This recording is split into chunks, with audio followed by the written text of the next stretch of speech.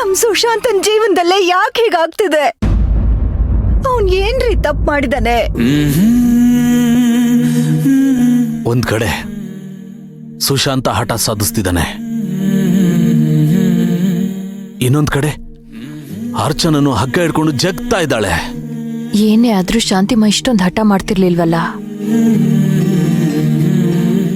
ಶಾಂತಿ ರೂಪದಲ್ಲಿರೋ ಅಚ್ಚು ಯಾಕಿಷ್ಟು ಹಠ ಮಾಡ್ತಿದ್ದಾಳೆ?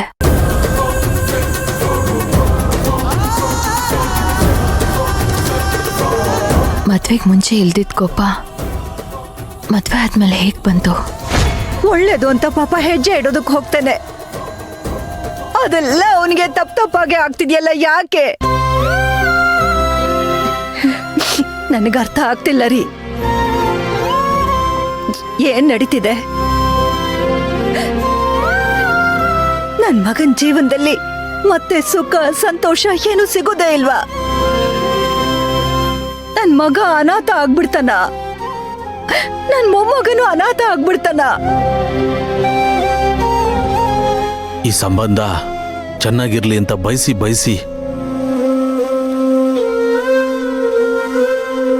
ಮಾಡಿದ ಮದ್ವೆಗೆ ಯಾರು ಕೆಟ್ಟ ದೃಷ್ಟಿ ಬಿತ್ತೋ ಗೊತ್ತಾಗ್ಲಿಲ್ವೇ? ಇದಕ್ ಪರಿಹಾರ ಏನು? ಹ್ಯಾಕ್ ಕಂಡಿಡಿಯೋದು? ಯಾರ ಮುಖಾಂತರ ಕಂಡಿಡಿಯೋದು? ಏನ್ ನಡೀತಾ ಇದೆ ಇವರಿಬ್ರು ಮಧ್ಯೆ? ಇದನ್ ಸರಿ ಮಾಡೋದು ಹೇಗಪ್ಪ?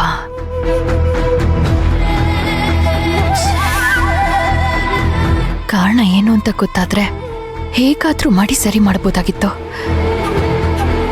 ಏನಾದ್ರೂ ಮಾಡ್ರಿ, ಈ ಶಾಂತಿ ನಿವಾಸ ಮೊದ್ಲಿನ ತರನೇ ಆಗ್ಬೇಕು. ನಗು ಸಂತೋಷ ಎಲ್ಲ ಈ ಮನೇಲಿ ತುಂಬಿ ತುಳುಕ್ಬೇಕು. ನನಗೂ ನನ್ನ ಕಷ್ಟಗಳನ್ನೆಲ್ಲ ಮಕ್ಕಳ ಹತ್ರ ಹೇಳ್ಕೊಳ್ಳೋದಕ್ಕೆ ಆಗೋದಿಲ್ಲ ರೀ, ಸುಖ ಮಾತ್ರ ಹೇಳೋದಕ್ಕೆ ಸಾಧ್ಯ.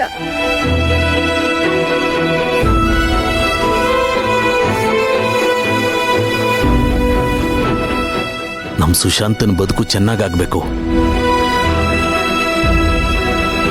ಅವನ ಮುಖದಲ್ಲಿ ನಗು ಬಂದ್ರೆ ಶಾಂತಿ ನಿವಾಸ ಮತ್ತೆ ನಗ್ನಗ್ತಾ ಇರುತ್ತೆ.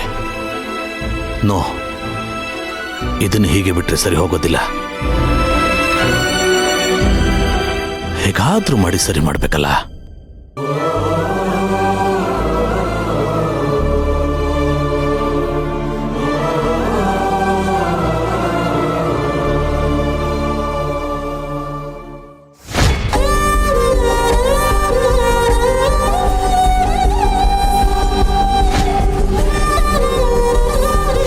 ಗಂಡ ಹೆಂಡತಿ ಹೇಗೆ ಸಂಸಾರ ಮಾಡಬೇಕು ಅಂತ ನನಗೇ ಪಾಠ ಮಾಡ್ತೀಯ. ಅಷ್ಟೆಲ್ಲ ತಿಳ್ಕೊಳ್ದೇ ಇರೋ ಇಮ್ಮೆಚೂರ್ ಪರ್ಸನ್ ಅಲ್ಲ ನಾನು. ಕೆಲವೊಂದು ವಿಷಯಗಳು ಗೊತ್ತಾಗ್ಲಿ, ಆ ವಿಷಯಗಳು ಗೊತ್ತಾಗದೆ ಈ ಶಾಸ್ತ್ರ ಮಾಡೋದಕ್ಕೆ ನಂಗೆ ತುಂಬಾ ಕಷ್ಟ ಆಗ್ತಿದೆ ಅಣ್ಣ. ಈಗ ಹೇಳ್ತೀನಿ ಕೇಳಿ, ನಂದೇ ಸಮಸ್ಯೆ ಅಂತ.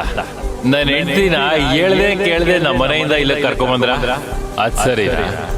ನೀವು ಕರ್ಕೊಂಬಂದ್ಮೇಲೆ ಇಷ್ಟ ದಿನ ಆದ್ರೂ ವಾಪಸ್ ಬರ್ಲಿಲ್ವಲ್ಲ ನನ್ನ ಹೆಂಡತಿ, ಅದು ಸರಿನಾ? ನಡಿಬಾರ್ದಲ್ಲ, ಕಣ್ ಮುಂದೆ ನಡೀತದೆ.